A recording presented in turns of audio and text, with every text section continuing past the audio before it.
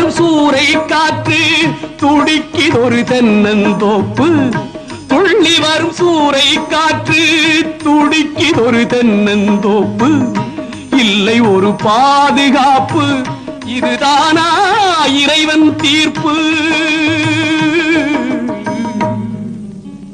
இதுதானோ இறைவன் தீர்ப்பு?